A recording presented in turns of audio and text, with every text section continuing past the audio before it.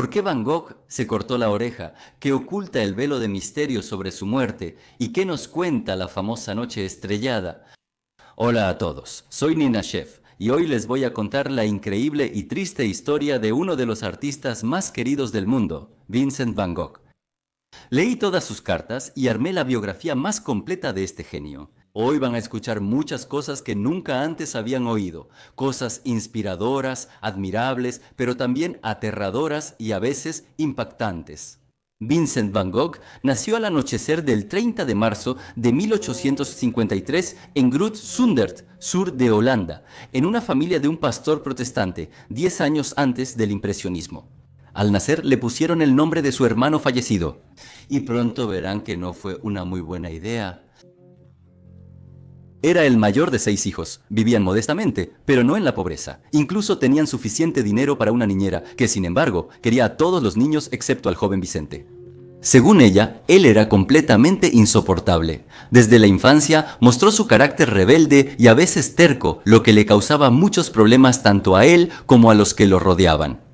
Mi juventud fue alegre, fría y estéril, recordaba el pintor. Dejó la escuela a los 15 y a los 16 empezó a trabajar en una galería de arte. Comerciante de arte o gerente de ventas, como se diría hoy, en una gran empresa internacional en La Haya, donde su tío era socio. La familia Van Gogh tenía conexiones en el mundo del arte, lo que pudo ser un buen inicio para cualquier joven artista. Pero debido al carácter complicado de Vincent y a su manera terca y poco convencional de pintar, resultó ser completamente innecesario.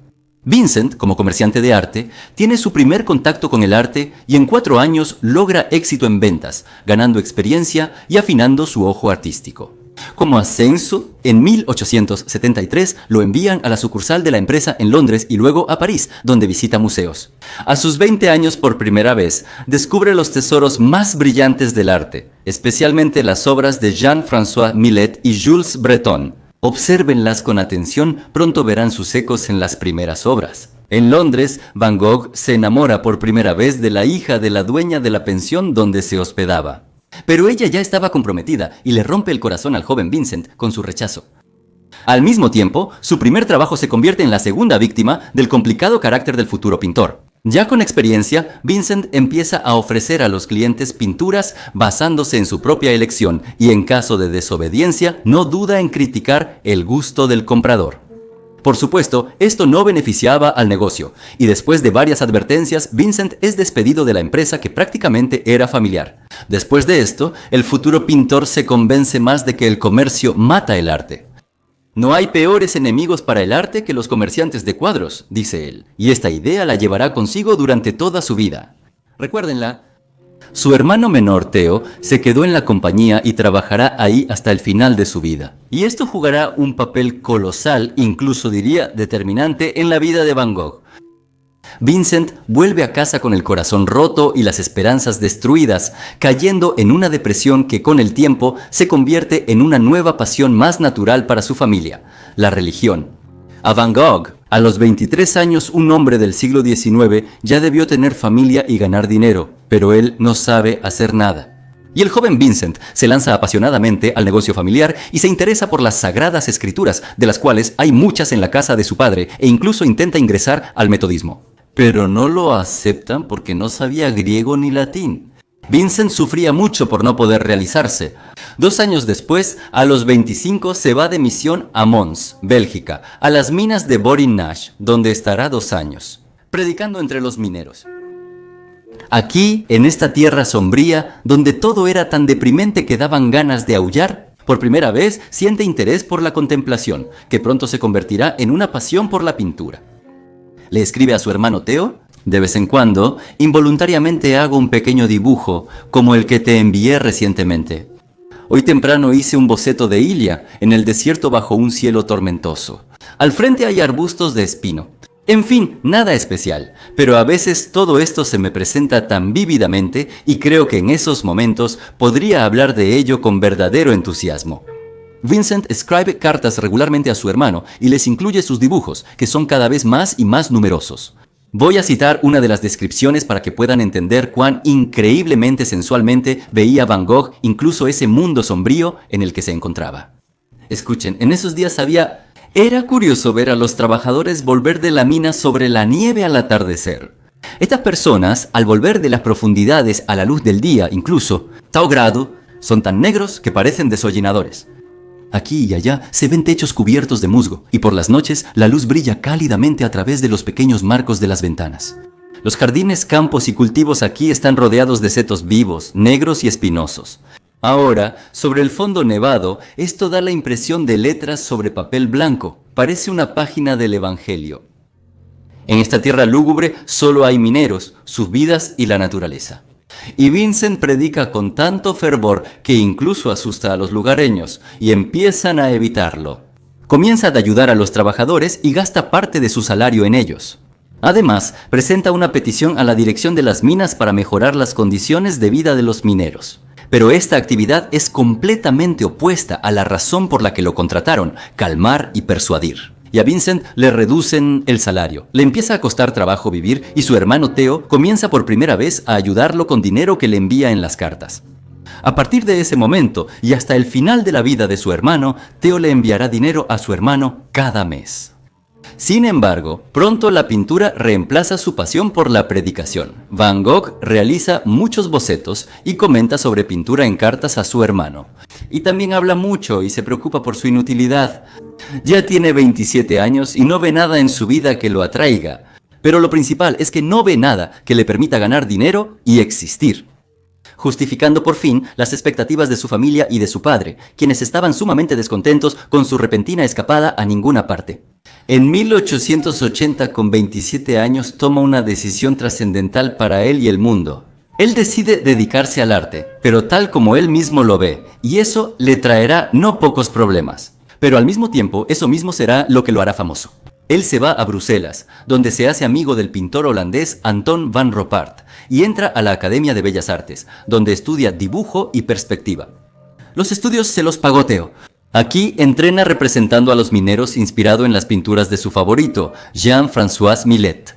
Y ese amor fue lo que definió el estilo y la paleta de colores de su primer periodo. La pintura holandesa en general se caracteriza por ser muy sobria e incluso sombría. Es importante mencionar que las pinturas preimpresionistas se preparaban con una base oscura, sobre la que se aplicaban manchas claras para acentuar la luz, avanzando de lo oscuro a lo claro. Todo terminaba con el blanco, usado para marcar reflejos y zonas claras de los objetos. Por eso, la mayoría de los retratos y pinturas de esa época tienen un fondo oscuro.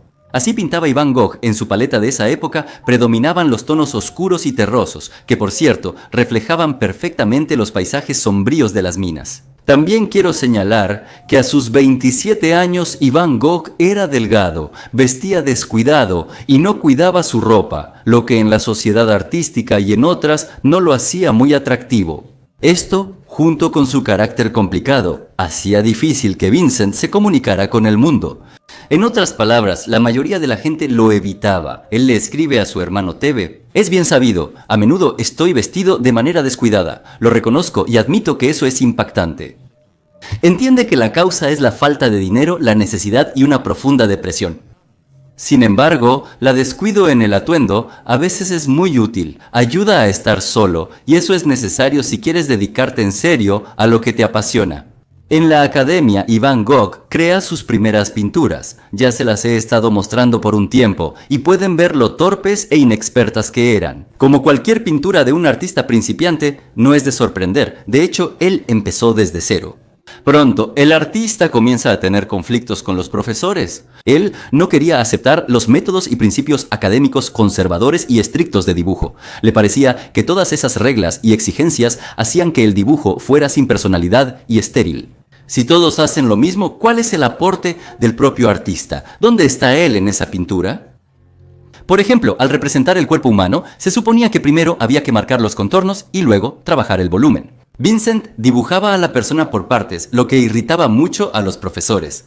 Además, él era el más viejo de la clase, y eso generaba una incomodidad adicional. Finalmente, dejó los estudios en menos de un año. Pero, adelantándome un poco, diré que fue precisamente su rebeldía, su falta de disposición para seguir las reglas al pie de la letra, lo que finalmente ayudó a formar el estilo único de Van Gogh. Sin embargo, aquí no solo jugará un papel la terquedad, sino también otro talón de Aquiles, la incapacidad de Vincent para pintar figuras humanas. pero de eso hablaremos un poco más adelante. Durante este tiempo, Theo le envía 50 francos mensuales por carta y Vincent se lo agradece mucho a su hermano. Después de dejar la academia, se va a Etten con la familia para ver a su hermano y ahí ocurre un encuentro fatídico. Conoce a su prima, Cornelia Adriana Vost-Stricker, y se enamora perdidamente de ella casi desde el primer encuentro. Él le propone matrimonio apresuradamente, pero ella rechaza sus atenciones con un rotundo "no, no, nunca". Esta frase Van Gogh la repetirá durante años, sin creer en su veracidad. Van Gogh tiene 28 años y aunque ya debió casarse, es una persona muy solitaria que anhela cariño y compañía. No es agradable, está nervioso, sin trabajo, desaliñado y muy terco. Ni la chica ni su familia desean a Vincent como parte de la familia. Y aquí vuelve a mostrarse el carácter del futuro artista, que le traerá muchos más problemas en la vida. Él no acepta el rechazo ni la desesperanza. Inicia lo que hoy llamamos acoso o stalking. Le escribe cartas y la visita seguido, esperándola en secreto. Pero en cuanto aparece en la puerta, la chica inmediatamente sale de la casa diciendo "no, cualquiera menos él". Él le escribe a su hermano, tal vez hasta: escucharás rumores de que obtengo lo que quiero por la fuerza, pero es evidente que usar la fuerza en el amor es una tontería. No, yo estoy muy lejos de esas intenciones, admítelo. Lograr que Kai y yo pudiéramos vernos, hablar, intercambiar cartas, conocernos mejor y así entender si realmente somos compatibles es un deseo bastante razonable y legítimo. Como ven, lo simple no bastaba para Van Gogh y él siguió con su persistente cortejo. Todo esto provocó un terrible escándalo en la familia y los parientes calificaron su insistencia de repugnante. Al final, Vincent se convence de que su prima no puede aceptar su cortejo debido a dudas religiosas. No había pasado un año desde la muerte de su esposo. Se decepciona de la religión, sin pensar que solo no le gustó a la mujer. Por escepticismo, se niega a ir a la iglesia con su familia, discute fuertemente con su padre y Vincent vuelve a azotar la puerta. Viaja a La Haya y renta un cuarto en el taller de su pariente lejano, el pintor Anton Mauve, quien le da clases.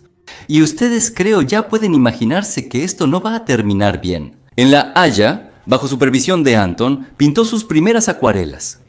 Anton le enseñaba a Van Gogh a usar la paleta y mezclar colores con gusto. Pero lo más importante es que empezó a enseñarle a retratar modelos, personas. Era una habilidad que a Vincent no se le daba en absoluto y, adelantándonos un poco, nunca llegó a dominarla. Además, conseguir modelos era muy difícil, costaban mucho y Van Gogh no tenía ese dinero. Su taller también era pequeño. Cuando el modelo posaba, Vincent debía sentarse, y eso dificultaba mucho la posibilidad de observar todo el modelo y evaluar las proporciones que los artistas en ese entonces medían con el mango del pincel, comparando desde lejos y midiendo la distancia con el pulgar. Al final, nada le funcionó con los modelos ni con Anton, con quien terminó peleado tras unos meses. A Van Gogh le molestaban los consejos de su primo sobre su estilo descuidado y, cansado de las críticas, le respondió: "Soy artista", expresando que así veía y quería pintar. Aquí también se insinúa una ofensa, sugiriendo que su primo, fiel al academicismo y sin aportar nada propio, no era un verdadero artista. Anton se sintió ofendido y Van Gogh también volvió a sentirse ofendido. Así dejó tras de sí las ruinas de una relación que alguna vez fue buena. Estando deprimido después del rechazo de su prima, Vincent, quien ya había sufrido toda su vida por la soledad, decide que es momento de esforzarse y poner fin a su forzado soltería. No se puede vivir mucho tiempo sin una mujer. En resumen, llegué a la conclusión de que tenía que buscarme una mujer. Y, Dios es testigo, no tuve que buscar mucho. Encontré a una mujer. No era joven, ni bonita, ni siquiera destacaba en nada.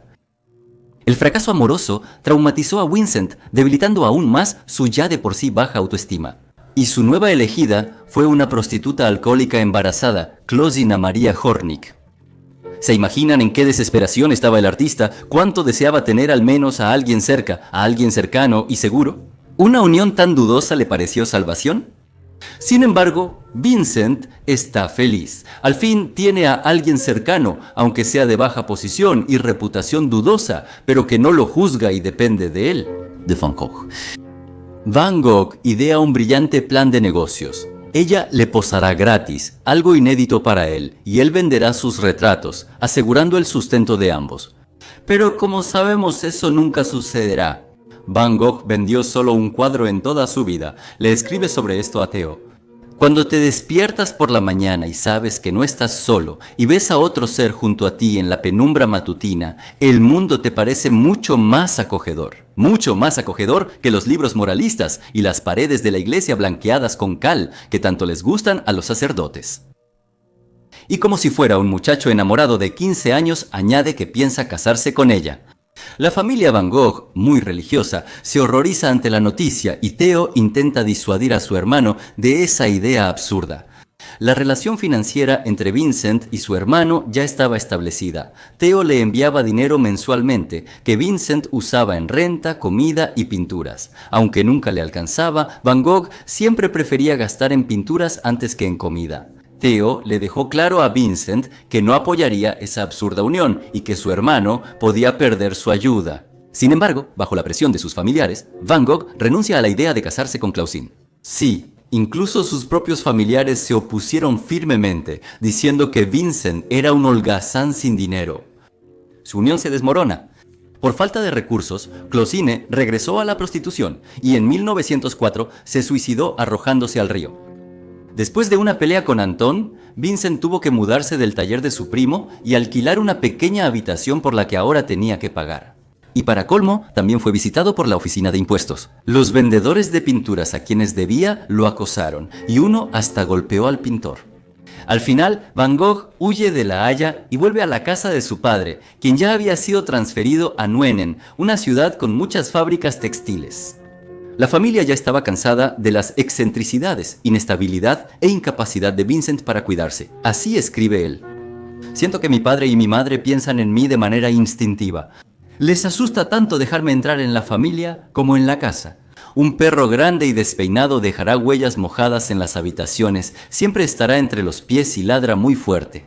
En resumen, es un animal desagradable. Como pueden ver, Van Gogh era muy complejo, indeciso, nervioso, inseguro y ansioso por realizarse, pero también a veces insensible, insistente, irritable y grosero. En la primera parte de su vida, él cambia de ocupación buscando éxito, pero no lo consigue. Lo mismo sucede con su vida personal.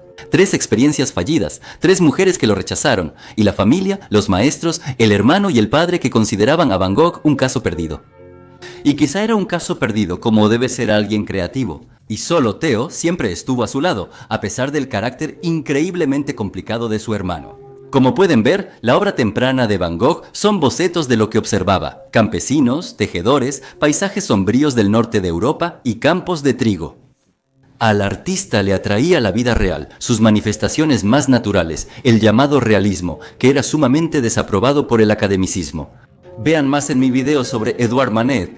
Sin tener la habilidad ni los medios suficientes para pintar grandes lienzos y cuadros de género, él buscaba practicar con lo que veía a su alrededor. Y el problema de encontrar modelos llevó a que la principal modelo de Van Gogh durante toda su vida fuera él mismo.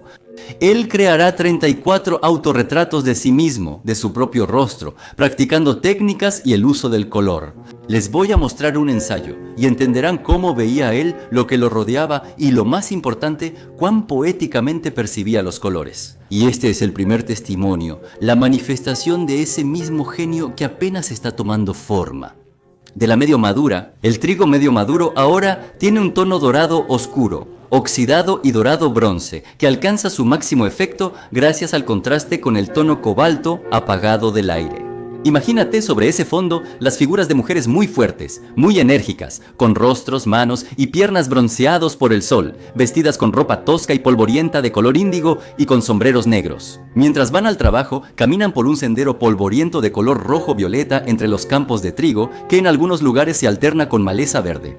Llevan una azada al hombro, pan de centeno y una jarra o cafetera de cobre. Te aseguro que esto es algo verdaderamente real. En 1885, el padre de Van Gogh muere repentinamente de un derrame cerebral, lo que empeora aún más las relaciones familiares.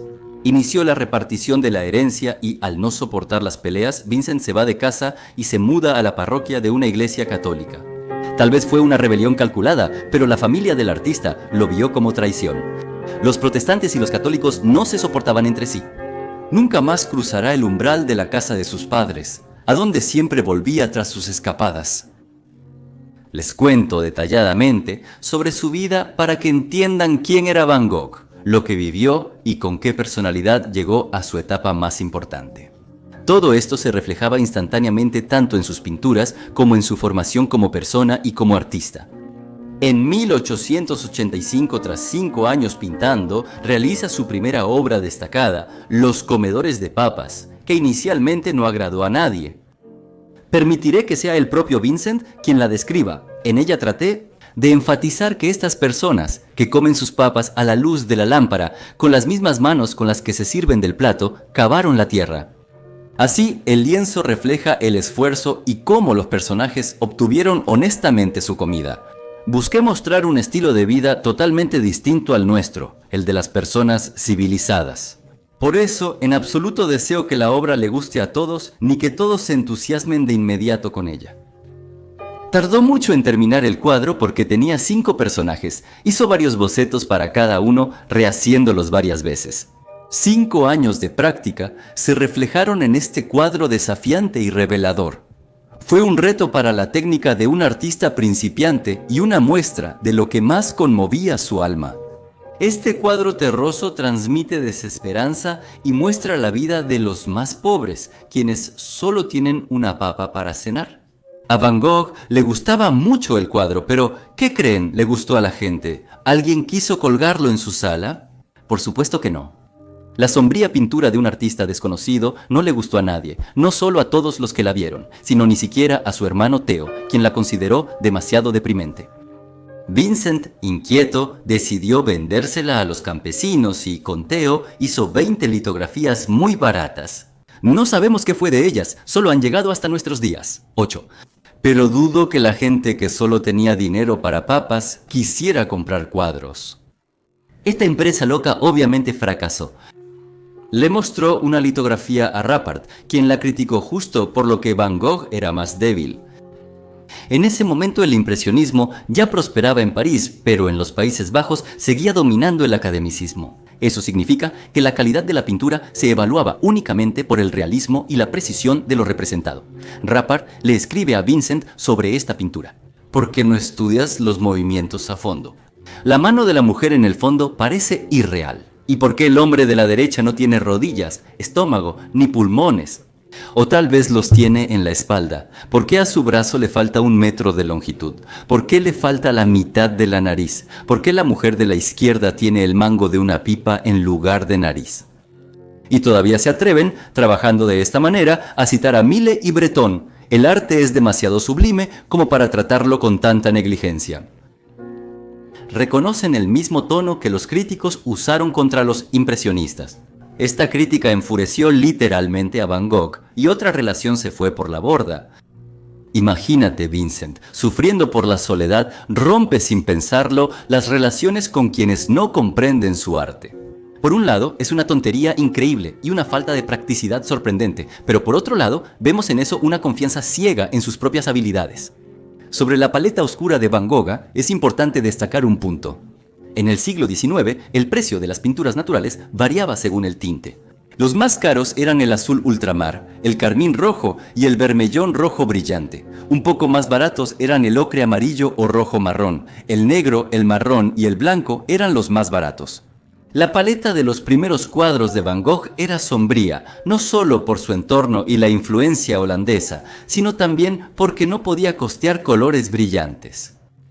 Sin embargo, así como no lo sentía en su vida, Van Gogh no logra interesar a nadie con sus pinturas. Está desesperado, se queja con su hermano de estar en un callejón sin salida, deprimido, sin dinero, pero no dejará de pintar. Al mismo tiempo, es como si saboteara la posibilidad de su propio éxito. Por ejemplo, uno de sus parientes ricos le encargó a Van Gogh una pintura. Específicamente le hizo un encargo, indicándole lo que quería ver en ella. Pero Vincent la pintó solo a medias y la dejó. Luego estuvo mucho tiempo evadiendo y engañando al cliente, pero nunca la terminó. Como si no pudiera primero crear algo ajeno por dinero y luego, con sus propias manos, intercambiar sus creaciones por un metal vil. Al final, le falló a su hermano, quien encontró al cliente y se peleó con un pariente rico y perdió la oportunidad de hacer avanzar su nombre. En otra ocasión, a un conocido le gustó su cuadro con robles y quiso comprarlo, pero el pintor simplemente se lo regaló. A él no acepta dinero. Crear arte, sí. Venderlo, convertir algo sublime en una mercancía, eso no era el estilo de Van Gogh. Al mismo tiempo, constantemente regañaba a Theo para que dejara el sucio trabajo de vender cuadros, la misma ocupación que lo mantenía a él también. Afirmaba que el comercio de arte no era digno de su hermano. Estaba seguro del talento artístico de Theo e insistía en que se dedicara a la pintura. Soñaba con que juntos pintarían y se abrirían camino en el mundo, hombro con hombro. Y esa dualidad de su naturaleza, por supuesto, jugaba en su contra. Al no vender cuadros, no podía comprar pinturas. Al no comprar pinturas, no podía desarrollarse. Al mismo tiempo, no le ofrecía oportunidades de contacto con otros artistas ni aprendizaje. Van Gogh empezó a asfixiarse. Además, pronto estalló un escándalo después de que los habitantes reconocieran que el artista convencía a jóvenes para que posaran como modelos. Y Van Gogh decide irse a un lugar donde tenga acceso a todo y donde nadie lo conozca. A la Gran Amberes, un centro artístico clave donde puede empezar de cero. Allí toma cursos. Van Gogh, financiado otra vez por Theo, practica dibujando cuerpos en modelos de yeso. Les mostraré estas pinturas de práctica, aunque no tienen ningún valor artístico. Pero adivinen qué pasará en menos de medio año. En la situación en la que alguien decidió enseñar pintura a Van Gogh en Amberes, su paleta se vuelve más clara. Aquí, por primera vez, accede a nuevas pinturas químicas. En la década de 1880, la revolución industrial impactó la pintura. Surgieron pinturas químicas mucho más accesibles que las naturales.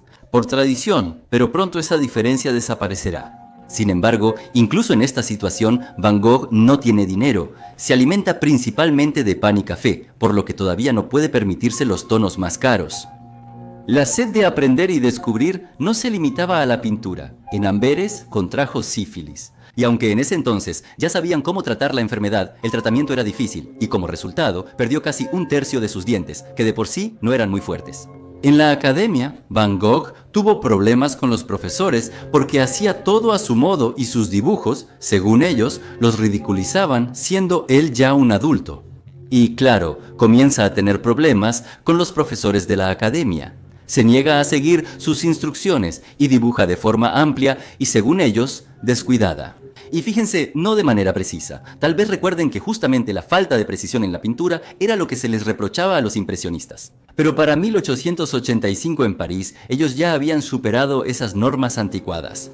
Sin embargo, esas tendencias no habían llegado a Amberes. Van Gogh era un desconocido, así que a nadie le importaba su opinión. Tras meses batallando con Van Gogh, los profesores lo transfirieron a la clase de rezagados, lo que ofendió mucho a Vincent. Él le escribe a Theo: debo informarte que, aunque sigo en la academia, las críticas de los profesores particulares son cada vez más insoportables y ofensivas como antes. Al final, incapaz de soportar la difícil situación financiera y los conflictos que crecían a su alrededor como hongos, Van Gogh una vez más lo deja todo a medias y sin previo aviso huye a París con su hermano. Y aquí es donde comienza el verdadero Van Gogh que todos conocemos. Tengan paciencia, ahora viene lo interesante. El periodo parisino de Van Gogh durará muy poco, menos de 2 años, pero será uno de los periodos más fructíferos y enérgicos en su búsqueda de su propio estilo. En París, él se instala con Theo. Por supuesto, Theo no estaba preparado para la repentina llegada de su hermano, pero al final resolvieron la situación y Vincent queda bajo el cuidado de Theo. Aquí, cuando no debía buscar dinero para un pan, trabaja muchísimo, visita museos y finalmente conoce el impresionismo con sus propios ojos. En 1886 se llevó a cabo la última de las 8 exposiciones impresionistas y Van Gogh la visita.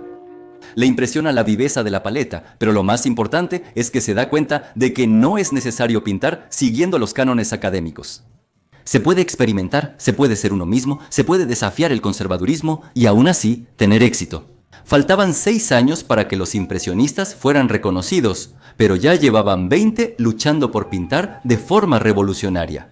Aunque no habían logrado el éxito total, sus nombres ya eran conocidos y algunos vivían de vender sus cuadros. Hablaré de esto con más detalle en mi increíble video sobre los impresionistas. No se lo pierdan. No se lo pierdan, enlace en la descripción. Las pinturas químicas en París eran más accesibles y se vendían en tubos ya mezcladas. Y Van Gogh finalmente tiene acceso a los colores más caros: azul, rojo y amarillo. Y pronto verán que precisamente estos colores empezarán a predominar en su paleta. Otro descubrimiento para él será la manera impresionista de preparar el lienzo, imprimiéndolo no con pintura oscura, sino con pintura blanca. Las pinturas químicas no requerían barniz, que solía ser oscuro y opacaba los tonos brillantes. Y todas estas innovaciones técnicas son como si encendieran una lámpara brillante en sus cuadros, simplemente estallan en color. Eso siempre lo quiso, pero nunca pudo permitírselo Vincent. En ese momento tenía 33 años. Los hermanos se mudaron a Montmartre, donde se reunía la bohemia parisina, y Van Gogh pudo comenzar a relacionarse con artistas de la época. Conoció a Émile Bernard y Henri de Toulouse-Lautrec, con quienes fue amigo cercano, además de Paul Gauguin, Georges Seurat, Paul Signac, Camille Pissarro y Paul Cézanne. Por primera vez, entra en un círculo donde los artistas piensan y pintan de forma poco convencional, destacando entre la monotonía del academicismo. El objetivo no el crimen. Y también conoce los grabados japoneses. Japón abrió sus fronteras hace 30 años, mientras Europa vivía una ola de japonomanía. Van Gogh, como muchos artistas de esa época, admiraba el arte japonés de Hokusai y hacía copias de grabados japoneses. El arte japonés influirá mucho en Van Gogh. Esos trazos sobre papel virgen con blancos pronto serán la pincelada larga y sinuosa de Van Gogh, su descubrimiento, sello y legado. Al inicio, practica mucho con naturalezas muertas y paisajes, intentando copiar la técnica impresionista. Miren qué tan fuerte es ya ahora. Distingue su palitra de las primeras pinturas de esa época, que bien podrían llamarse impresionistas. Pincelada breve e insegura, tonos claros y reflejos.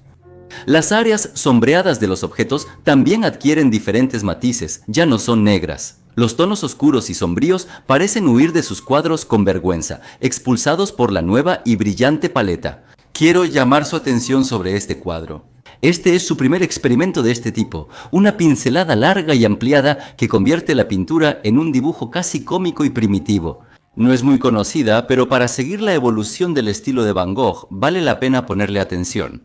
Van Gogh también conoce la teoría de colores complementarios gracias a Signac, fundador del puntillismo. Esta teoría lo cautiva tanto que pronto solo usará esos colores. Los colores complementarios son aquellos que se encuentran en el extremo opuesto del círculo cromático respecto a los tres colores primarios: azul, rojo y amarillo. Para el amarillo es el violeta, para el rojo es el verde y para el azul es el naranja. Y la teoría de los colores complementarios en el impresionismo dice que la mezcla de un color primario y su color complementario crea lo que se llama una mezcla óptica, lo que le da dinamismo a la pintura y hace que la imagen vibre ópticamente. Van Gogh empieza a experimentar con este enfoque. Miren el cuadro Moulin de la Galette. Es un molino. Van Gogh lo pintó muchas veces, pero es en esta pintura donde por primera vez usó su contraste favorito de amarillo o naranja y azul. Y miren lo que logró. Les voy a mostrar especialmente cómo se ve este molino en la realidad. Ahora, regresemos al cuadro.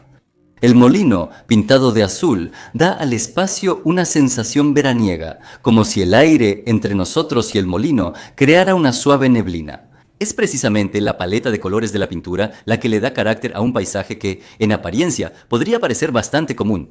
Y mira la pared, aquí está ese contraste de colores complementarios que, en mi opinión, todavía es muy cauteloso y no el más logrado, algo caótico. Pero vemos que poco a poco Van Gogh va encontrando su estilo en París gracias a la abundancia de contactos con otros artistas. Empieza a tener modelos, pero para él sigue siendo caro, así que comienza a experimentar mucho consigo mismo.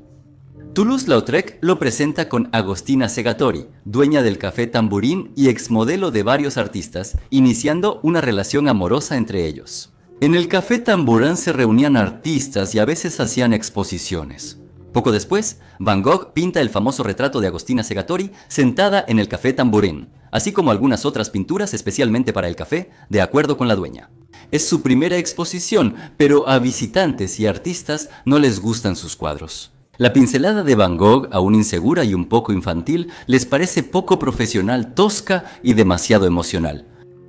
Y al parecer, todo por fin empezaba a mejorar, pero este amor tampoco durará mucho tiempo. Desafortunadamente, no sabemos nada sobre las razones de la pelea, pero se sabe que poco después de eso, Segatori se hizo un aborto, y probablemente la razón fue un hijo no planeado. No se sabe si el hijo era de Vincent o no, pero en las cartas sobre el aborto, Vincent escribe con molestia. Tras la pelea, Vincent exige que le regresen los cuadros que usó como garantía, pero la dueña del café se negó a devolverlos, diciendo que Vincent usó su café y a ella misma como modelo sin el pago adecuado. Hubo un gran escándalo e incluso una pelea con un hombre. Cuando Van Gogh intentó recuperar las pinturas por la fuerza, Vincent sospechó que la dueña contrató a un matón para golpearlo y quedarse con las obras. Por supuesto, Van Gogh no pudo soportar ese trato hacia él y se fue dando un portazo, lamentando, sin embargo, no poder recuperar las pinturas. Poco después, el café quebró y Agostina no logró vender ni una sola pintura de Van Gogh. Al parecer, las valiosas pinturas se destruyeron o se perdieron para siempre. Como pueden ver, ni la dueña ni París vieron ningún valor en las pinturas de Van Gogh, que en ese entonces era un desconocido. Tampoco fue fácil su relación con los artistas parisinos. Él escribe: en Amberes ni siquiera sabía quiénes eran los impresionistas. Ahora los he visto y aunque no soy miembro del club, sin embargo, admiré algunas pinturas impresionistas de Degas y Claude Monet. Llevó sus primeras pinturas a París y la bohemia parisina las consideró sombrías, toscas y burdas. Todos reconocían su talento, pero pocos creían que Van Gogh ya pintara con maestría. Toulouse-Lautrec admiraba la fuerza y expresión de la pincelada de Van Gogh, aunque la veía muy salvaje para los salones parisinos. Camille Pissarro le tenía simpatía y le sugería pintar más al aire libre, en plein air. Y Paul Cézanne hablaba de él con cautela, considerando su estilo demasiado caótico y emocional. Pronto habrá videos sobre Cézanne, Pissarro y Toulouse-Lautrec en mi canal. Suscríbanse para no perdérselos. Críticos, artistas y espectadores coincidían en que las pinturas de Van Gogh no eran viables comercialmente, ni aptas para grandes exposiciones. La mayoría de los artistas conservadores solo se burlaban de sus obras. El caso con Segatori le mostró a Van Gogh que en París intentar vender sus cuadros directamente, sin un marchante de arte, era un esfuerzo inútil.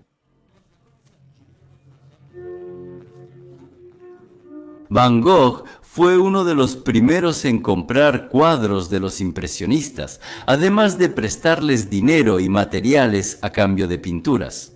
Fue precisamente mediante este trueque que Van Gogh pintó 3 de sus retratos, los cuales él exhibió en la parte trasera de su taller, que al mismo tiempo servía como una especie de galería de ventas. Aunque no vendió ninguna pintura de Van Gogh, que apreciaba mucho a Tanguy, terminó discutiendo con su esposa, quien exigía pago en dinero y no en pinturas.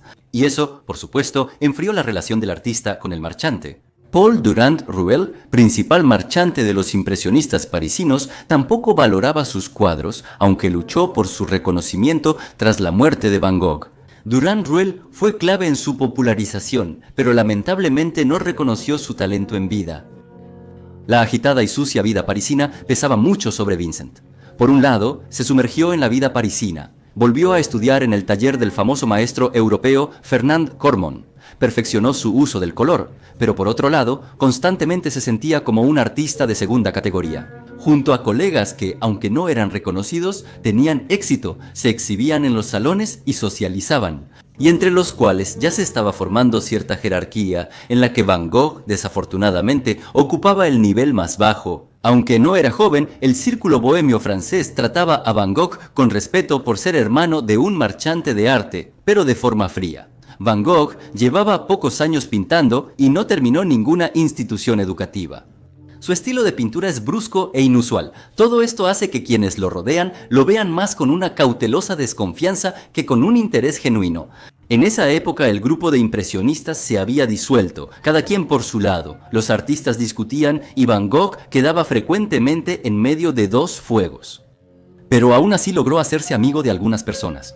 Por ejemplo, con Paul Gauguin, tan pobre y hasta ahora tan poco reconocido como Van Gogh, y con Émile Bernard, con quien a menudo discutían sobre los caminos del desarrollo del arte. Con los demás artistas, Van Gogh no lograba llevarse bien, y eso lo deprimía mucho. Quiero mostrarles una pintura que Van Gogh pintó en el verano de 1887 en París. No es muy conocida, pero es el primer lienzo donde él probó su estilo con pinceladas largas y casi paralelas. En la naturaleza, esas formas geométricas rítmicas son muy raras, casi siempre son el resultado de la actividad humana. Campos, edificios, uvas, puentes. Y es precisamente en este tipo de paisaje donde ahora ves esta técnica que pronto comenzará a usar en todas partes y desarrollará en un nuevo estilo. En ese periodo también surgieron los primeros signos de inestabilidad mental. La tensión de una gran ciudad indiferente, junto con el ajenjo interminable, que en ese entonces era muy popular. En la alta sociedad parisina salieron a la luz las secuelas latentes de la sífilis que había sufrido, siendo la más común la locura. Empieza a sentirse incómodo en la ciudad y a Van Gogh nuevamente le empieza a surgir la idea de escapar. Ahora, al sur de Francia, como él decía, un país de tonos azules y colores vivos. Él escribió: me iré a algún lugar del sur para no ver toda esta multitud de artistas que, como personas, me provocan repulsión. Al final de su estancia en París, pinta 2 autorretratos donde ya muestra su futuro estilo de pinceladas en trazos. Presten atención a estas pinceladas alargadas, que él organiza de tal manera que parecen fluir una tras otra siguiendo la trayectoria marcada por el artista. Se irradian en el rostro como rayos y rodean en círculos los bordes y el sombrero. Las pinceladas de Van Gogh, como orugas laboriosas que siguen y resaltan los contornos, generan un efecto de movimiento y una dinámica distinta a la impresionista.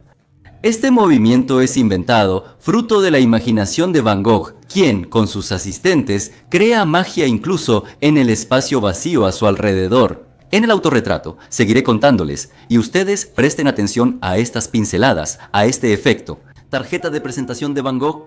París aún desconoce que la emoción evidente en sus cuadros, rechazada incluso por los impresionistas, así como la marcada pincelada y la presentación, y serán el inicio y fuente de una gran y posiblemente la más duradera corriente en la pintura, el expresionismo, aún popular hoy y una de las 3 principales del postimpresionismo. Aunque vivir en París se vuelve cada vez más insoportable para Van Gogh, no quiere quedarse solo de nuevo.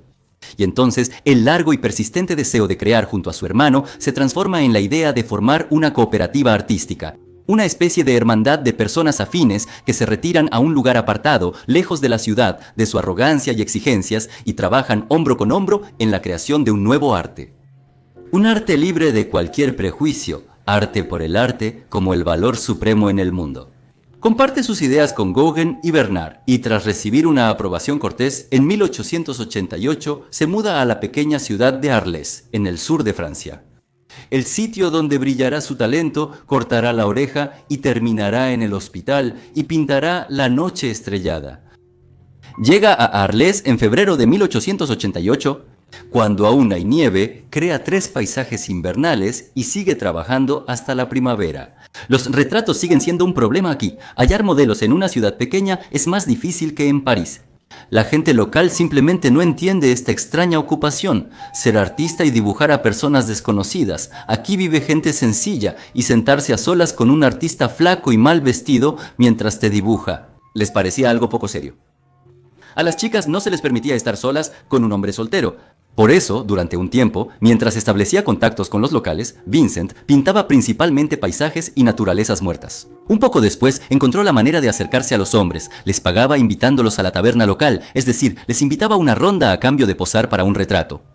Les mostraré una pintura donde por primera vez aparece otra característica del periodo tardío de Van Gogh.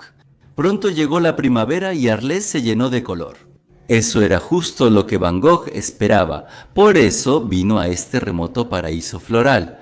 Él escribe: aquí para mí. No necesito en absoluto el arte japonés, porque yo me imagino a mí mismo en Japón, y todo lo que necesito es abrir los ojos y ver lo que está frente a mí, y no necesito pedirle a los árboles que posen. Él pinta manzanos, duraznos y un peral en flor. En este cuadro, por primera vez delinea claramente los contornos oscuros del árbol, algo que antes no hacía.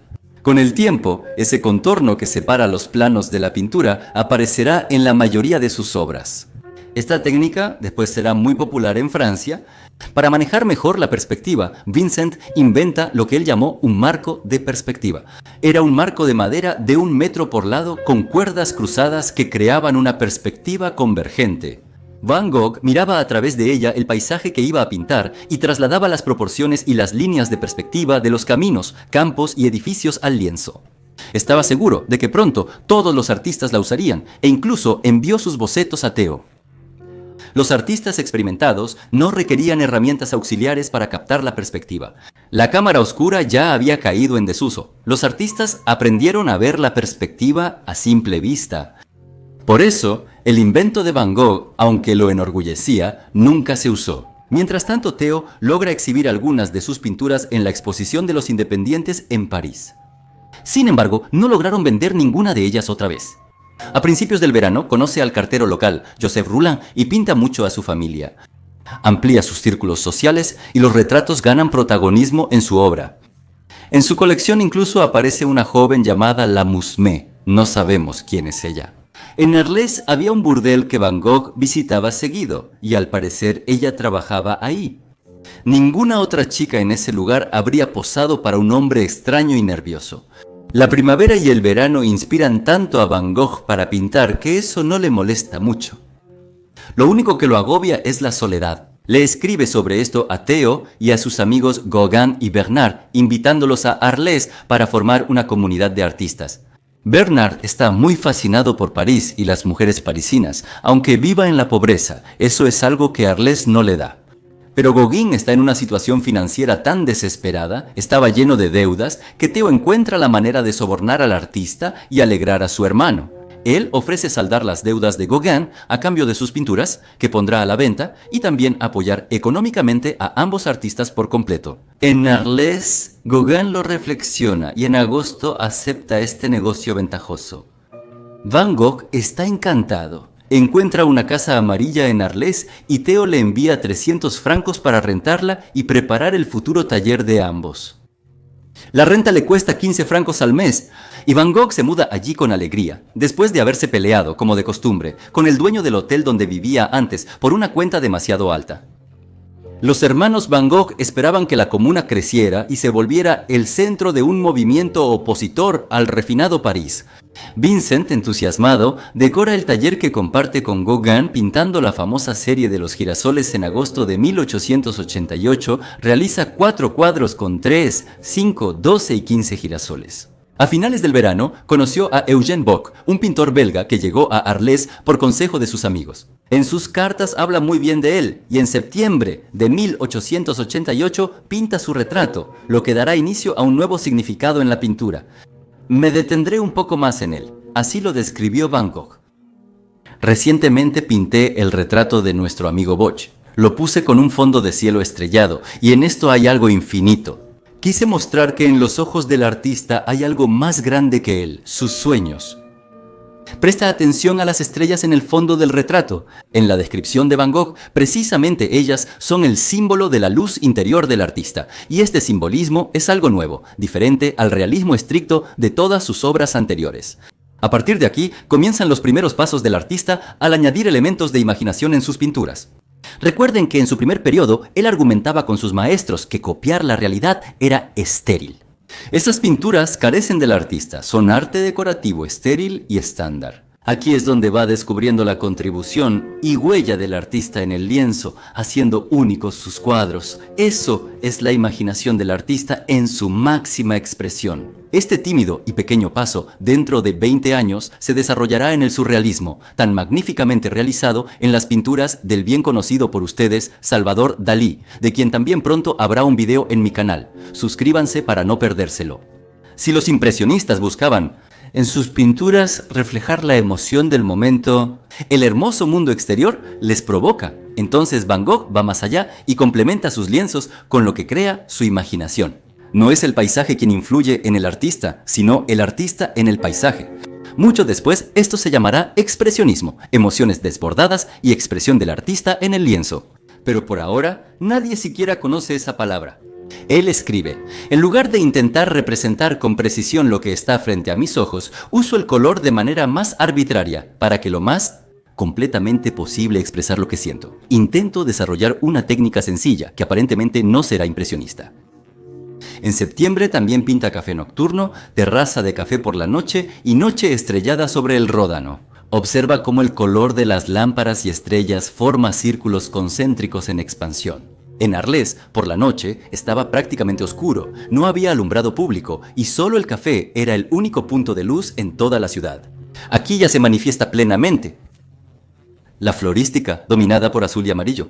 Creo que ya podrán distinguir a Van Gogh de cualquier otro pintor por su característico trazo que rodea los contornos de los objetos, el contorno oscuro y la gama de colores amarillo-azul. A Van Gogh le resulta difícil trabajar. Su salud se vio gravemente afectada por años de hambre, su estómago falla y el consumo constante de alcohol y el mal vino del único café solo empeoran la situación. Van Gogh se queja constantemente de malestares y en este periodo por primera vez aparece la ansiedad en sus cartas. Tras la enfermedad mental de su hermana, Van Gogh concluye que la psicosis es hereditaria y que también lo afectará en algún momento. Él ya siente que se avecina una desgracia, le envía a Theo un cuadro tras otro, pero no hay buenas noticias sobre las ventas. Y a finales de octubre, finalmente llega Gauguin y los artistas comienzan a trabajar juntos. Es una persona muy interesante y estoy completamente seguro de que juntos haremos un montón de cosas diferentes. Parece que él creará mucho. Aquí también lo espero. Siento la necesidad de trabajar hasta el completo agotamiento físico y el quiebre moral. Para mí es la única manera de compensar nuestros gastos. ¿Qué puedo hacer si mis cuadros no se venden? Gauguin también pinta el café nocturno y mira qué estilos tan diferentes tienen los artistas. Mientras tanto, Theo vendió bien los cuadros de Gauguin que le dejó como garantía de pago de deudas. Y luego hubo otra venta y Theo le escribió en una carta a Vincent que estaba muy satisfecho. Pero Theo no lograba vender los cuadros de Van Gogh de ninguna manera, y eso, por supuesto, generaba tensión entre los artistas. Los artistas en general siempre compiten entre sí. No hay nada inusual en eso. Pero cuando uno de los rezagados de repente empieza a adelantarse, al otro siempre le parece injusto. En sus cartas, Van Gogh no menciona rivalidad y tras elogiar a Gauguin, enseguida habla de sus nuevas pinturas. Como si le mostrara a su hermano, yo también puedo, créeme. Van Gogh y Gauguin trabajan diario y por las noches van al café a comer y beber. Gauguin es popular entre las mujeres locales, pero ellas evitan al descuidado Van Gogh. Jeanne Calment, quien vivió toda su vida en Arles, según ella, conoció a Van Gogh en la tienda de su padre cuando tenía 13 años.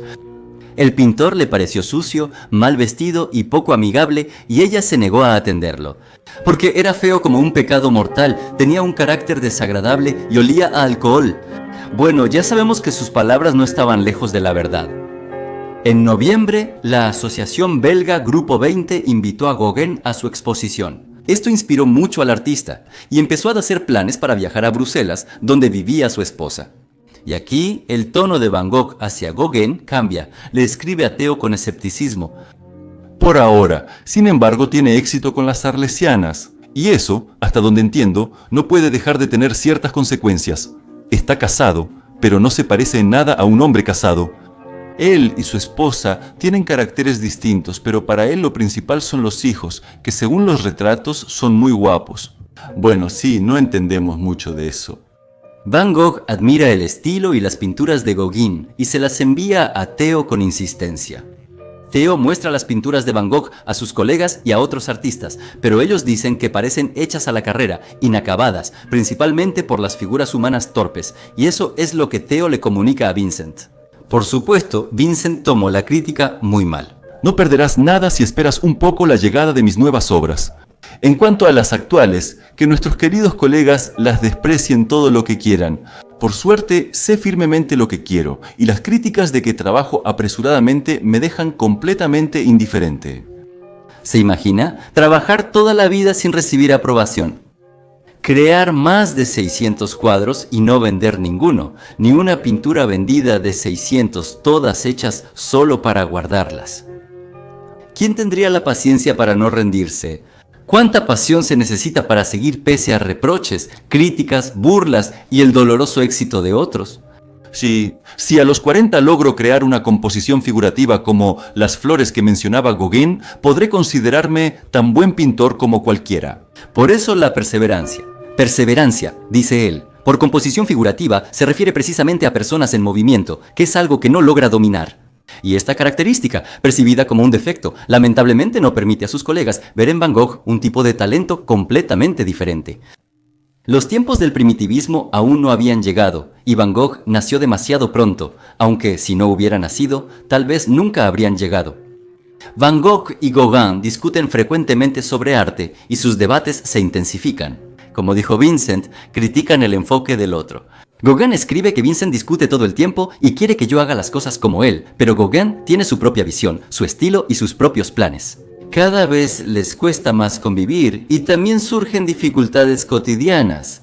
Llega el final del otoño, triste y monótono, y Van Gogh nota que Gauguin, al igual que la naturaleza, se está enfriando con Karl. Eso es lo que más le preocupa. Teme quedarse solo otra vez, como ha sido durante toda su vida. Además, llega la noticia de que Theo se enamoró y planea casarse, lo que implica que su hermano se alejará inevitablemente. Todo esto, por supuesto, agitó aún más las ya turbulentas aguas de la mente de Van Gogh. Por miedo a quedarse solo, se volvió desconfiado. Se agravaron los signos de inestabilidad mental que ya venían avanzando desde antes. Vivir con Vincent era imposible. Peleas, arrebatos de ira y sospechas constantes. Yo entendía que él estaba enfermo, pero quedarme ahí significaba ponerme en peligro, recuerda Gauguin. Y el 23 de diciembre, un par de días antes de Navidad, una de las acaloradas discusiones se convierte en una verdadera pelea. Desconocemos los motivos, pero esto es lo que Gauguin reprocha a Vincent después de lo sucedido. La vida pendía de un hilo. Esa noche me atacaste con una navaja, pero mi mirada te detuvo y huiste. Dormí en el hotel y al día siguiente supe que te habías cortado la oreja. Así comenzó ese famoso episodio de la oreja cortada, del que supongo que ya has oído hablar. No les he llevado a este momento con tanto detalle en vano, sino para que puedan imaginarse plenamente la situación. Teniendo en cuenta el miedo de Van Gogh sobre la partida de Gauguin y su desconfianza, el terreno para la pelea ya estaba bien preparado. Solo faltaba la chispa más pequeña para que empezaran las acusaciones de traición a la causa. Creo que eso ocurrió. Van Gogh perdió el control y atacó a su amigo.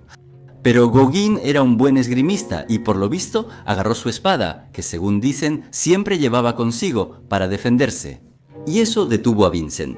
Luego, Gauguin dejó la Casa Amarilla y se hospedó en un hotel, alejándose de su inestable colega. Vincent, asustado por su propia agresión, en un estado de crisis nerviosa y desesperación, se hirió a sí mismo, castigándose así por destruir una amistad que era tan importante para él. Recientemente se descubrió que Van Gogh no solo se cortó el lóbulo de la oreja.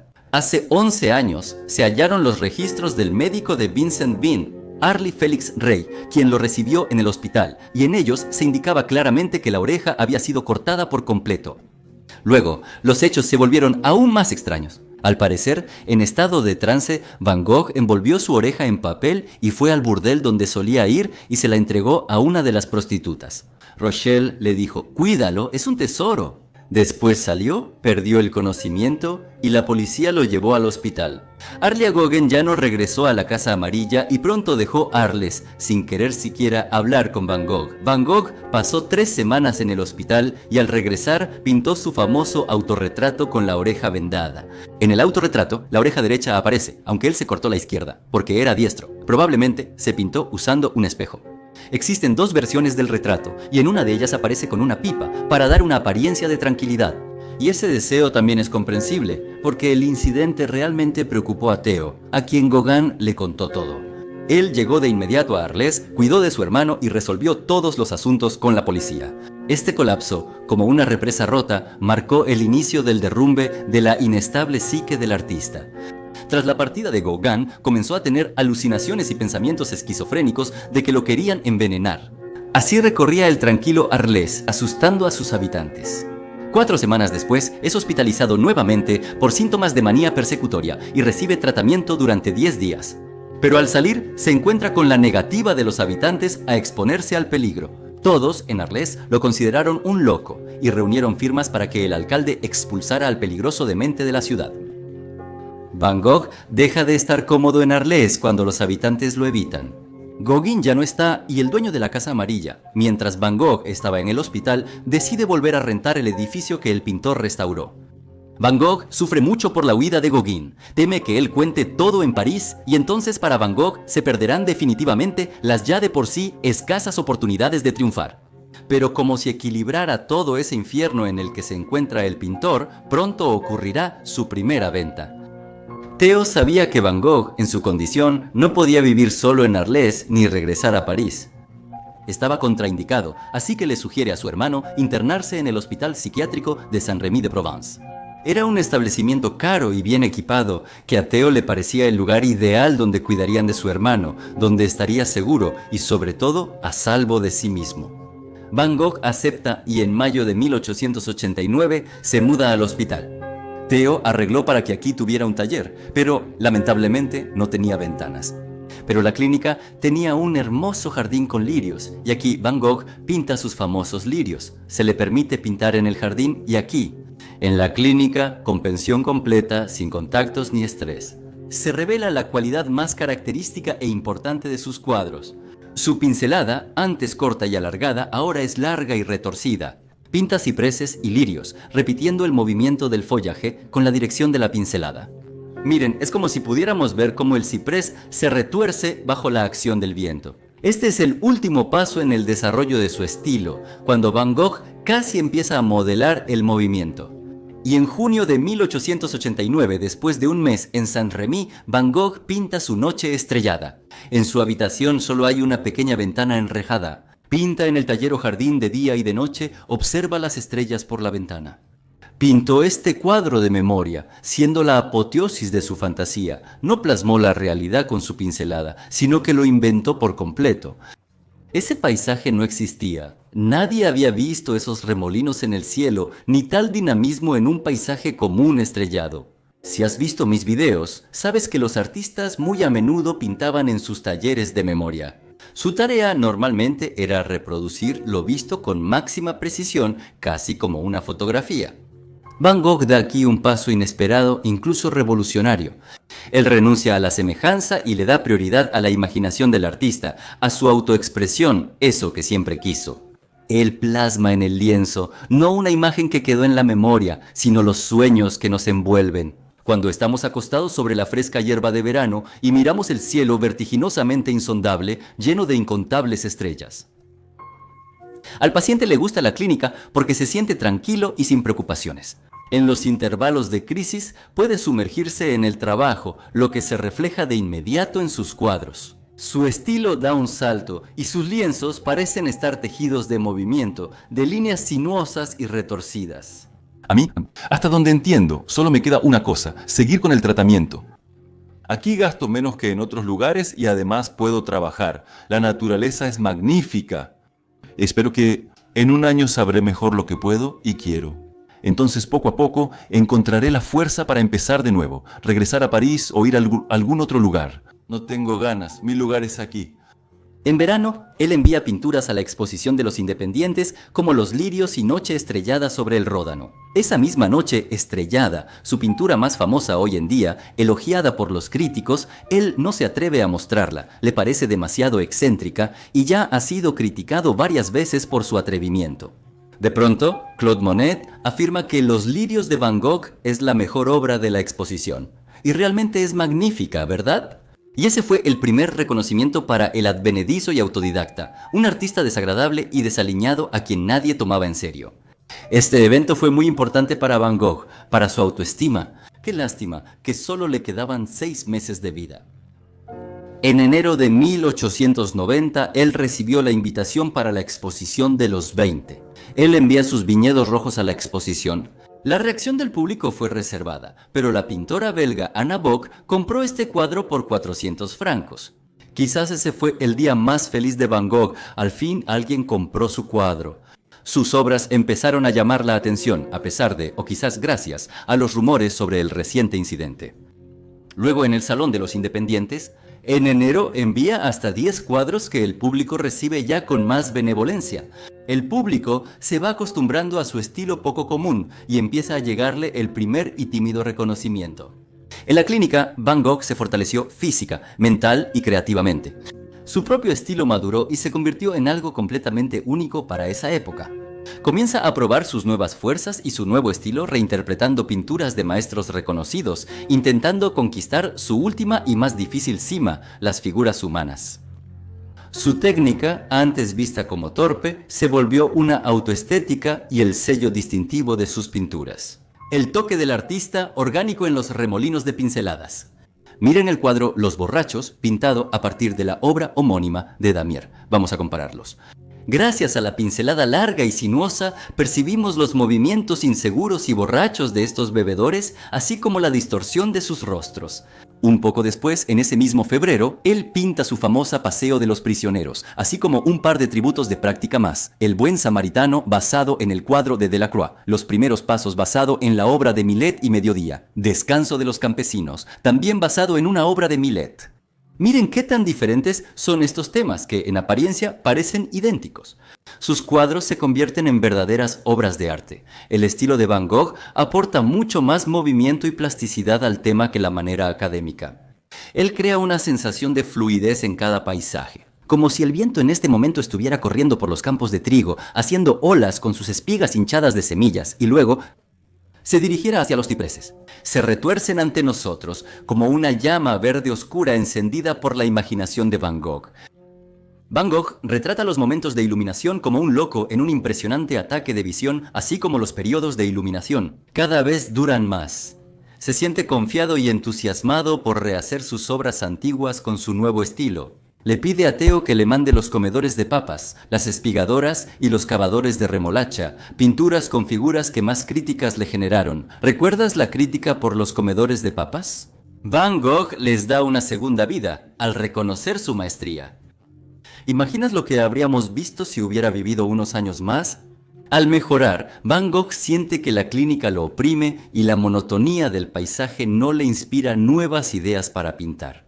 Los medicamentos suprimen las emociones y los pacientes lo irritan. Y él y Theo empiezan a discutir la mudanza de Van Gogh para estar más cerca de su hermano. La atmósfera de aquí empieza a volverse indescriptiblemente opresiva. Me siento abrumado. Después de más de un año necesito aire. El aburrimiento y la tristeza me aplastan. Tengo más ideas. Jamás podré expresar todo, pero eso no me desanima. Las ideas fluyen mecánicamente. Lo tomo como una señal de que volveré a tener confianza en cuanto llegue al norte y me libre de mi entorno y circunstancias actuales. En mayo de 1890, Vincent ya estaba mucho mejor y le permitieron salir de la clínica. Por ahora no puede ni quiere regresar a París, así que se muda a Auvers-sur-Oise, suburbio de París, donde queda bajo la supervisión del Dr. Gachet, psiquiatra conocido de Theo. Antes, pasa unos días en París con su hermano, conoce a su esposa, con quien se casó hace un año, y a su hijo pequeño, Vincent. En Auvers, él sigue pintando. Es un lugar hermoso. Sus pinturas se simplifican y se acercan al fauvismo, con perspectiva distorsionada y colores brillantes. Casi no le importa, casi no le presta atención al claroscuro. En 2 meses pintó más de 70 cuadros, una pintura diaria, trabajando como una máquina. Pero el 27 de julio de 1890 ocurre un evento sobre el cual los expertos en arte todavía discuten. Y ahora les voy a contar la versión más probable. Ese día, como de costumbre, salió de la casa con sus materiales de pintura y se dirigió a los campos de trigo cerca del pueblo. Pero unas horas después regresó tambaleándose, sangrando por una herida de bala. Estuvo 2 días en la cama del hotel. Theo llegó enseguida e hizo todo lo posible. Pero el 29 de julio, a la edad de 37 años, Vincent Van Gogh falleció con las palabras: «La tristeza durará para siempre». Arriesgué mi vida por mi trabajo y mi cordura estaba medio destruida. Estas palabras estaban en su última carta, encontrada con él en su lecho de muerte. Existen 2 teorías sobre lo que ocurrió. La más aceptada es el suicidio. Como prueba, los teóricos mencionan la depresión reflejada en sus cartas recientes, así como su última pintura, Campo de trigo con cuervos, que supuestamente simboliza el presentimiento de la muerte. Y esta teoría parece poética, sin embargo, no se ha podido demostrar de manera confiable que esta fuera su última pintura. Tampoco fue su primer pintura con cuervos, estos solo eran comunes en cualquier campo. La herida contradice esta teoría, ya que estaba en la parte superior del abdomen, bajo el pecho. Normalmente, los suicidas se disparan en la cabeza o el corazón, pero la herida no coincide con el suicidio. Además, Van Gogh nunca tuvo armas de fuego, ni revólver, ni otra. Quien planeando suicidarse llevaría materiales de pintura, no dejaría nota, regresaría a casa y lucharía por su vida 2 días. No puedo imaginar que Van Gogh, planeando suicidarse, no dejara al menos una nota para su hermano. Después de la herida en el abdomen, los órganos vitales no fueron afectados, lo que le permitió regresar al hotel y sobrevivir 2 días más. Los médicos no pudieron extraer la bala y Vincent murió por una hemorragia interna e infección. Los antibióticos tardaron 40 años en llegar y la sepsis mataba a muchos. ¿Qué ocurrió? Según las últimas investigaciones de los biógrafos de Van Gogh, se supone que fue un accidente. Se halló evidencia de que en la estancia de Van Gogh en Overs, dos adolescentes jugaban seguido con un revólver. Y los investigadores llegaron a la conclusión de que lo más probable fue un accidente, que los adolescentes estaban jugando y accidentalmente le dispararon al pintor. Por mi parte, con cierta duda, añadiré, sabiendo la crueldad de los adolescentes y cómo se veía y era percibido Van Gogh por los demás. Vagabundo flaco, sin dientes, nervioso y con una oreja. Es muy posible que esos dos adolescentes se hayan burlado del pintor. No puedes disparar un revólver por accidente y darle a la única persona en un campo infinito. Como mínimo, alguien tuvo que haber dirigido el cañón con su mano. No culpen a nadie, fui yo quien lo hizo, respondía Van Gogh a las preguntas. Estas palabras, vistas como confesión de suicidio, parecen más bien un deseo de proteger a alguien, de cubrirlo y una humilde aceptación de su destino. Estaba feliz de que su hermano viniera y confesó, quisiera irme así. Así fue como murió en los brazos de su querido hermano, rodeado de sus obras, ya cansado de esa interminable batalla en la que apenas había empezado a ganar. Lo enterraron aquí mismo. A su funeral vinieron amigos y familiares. Émile Bernard, quien no llegó a Arles, escribió: el ataúd estaba cubierto de flores amarillas, girasoles, sus favoritas. En la habitación colgaban sus cuadros, campos de trigo, en los que él veía un símbolo de la eternidad. A su funeral asistieron artistas locales como Pissarro y amigos de París. Todos lloraban. Medio año después, Theo Van Gogh murió a los 33 años por parálisis progresiva, enfermedad que lo consumió en un mes. Fue enterrado en Utrecht, pero en 1914 su cuerpo fue exhumado y vuelto a enterrar junto a su hermano.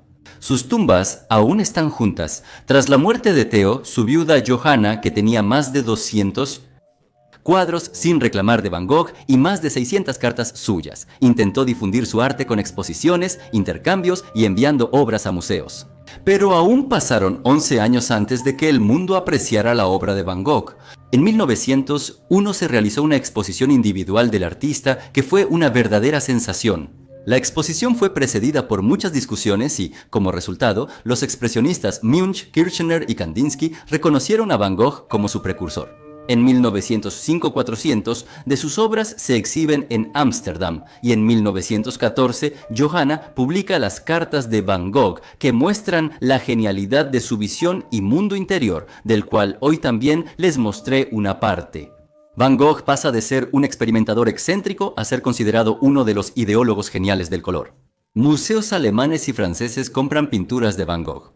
Tras la muerte de Johanna, el legado de Van Gogh pasó a su hijo Vincent, quien en 1973 fundó el Museo Van Gogh en Ámsterdam y donó la colección familiar. Así terminó la historia del ascenso de Vincent, quien creyó toda su vida solo en sus propias fuerzas y fue elevado a la cima por otro Vincent. Increíble historia, ¿verdad? Amigos, tengo una petición. Hago este canal solo y cada video es un trabajo colosal, por eso salen tan raramente. Pero juntos estamos logrando el mejor canal de arte en Runet, de eso no hay ninguna duda. Y su apoyo me sería de mucha ayuda. Suscríbanse, aunque sea con pequeñas donaciones, en YouTube, Boosty o Patreon. Los enlaces están en la descripción. Y gracias por ver, hasta luego a todos.